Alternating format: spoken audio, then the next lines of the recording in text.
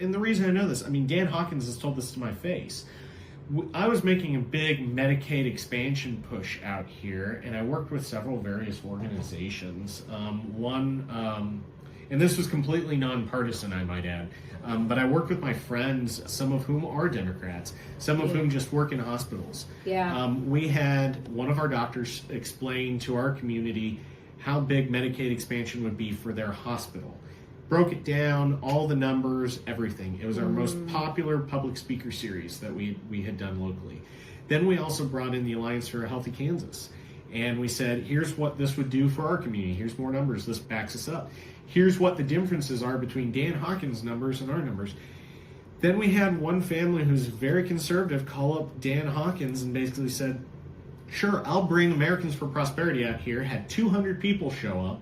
We might have only had 20 or 30 local people actually in the building, but he had 200 people from Americans for Prosperity or affiliated, not from the region, show up in our township hall, and then give us incorrect numbers, which were not mathematically possible on Medicaid expansion. So they don't just spread information online. They're going out to rural areas to spread it live in person. And they made Ken show up, you know, because his boss basically is there, and he's got to kowtow to that guy. And it's like, no, if you can't work with me and do things that are going to benefit my community and my area, then you're not representing our area. If I have to kowtow to you, no.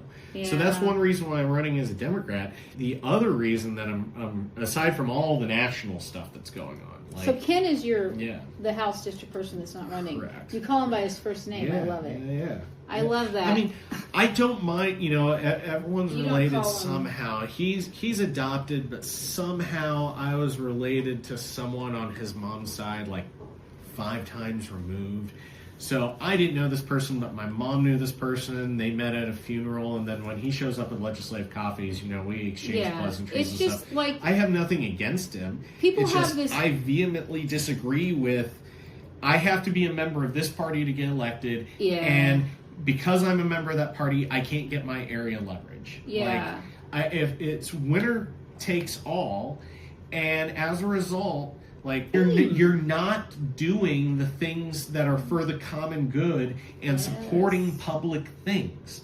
If I'm talking about my roads, my biggest problem in my county is that our county can never find money. Yes, we've got oil revenue. Yes, we've got property taxes, but our jobs and our wages are not keeping up with property taxes. Yeah. So as a result, and this is true in Graham County, even more so in Graham County, if they lose their hospital, I think that county is going to be completely unincorporated. But that's another thing. You know, Norton, Phillips County, you know, their hospitals are in various conditions and stuff. Those are all public goods.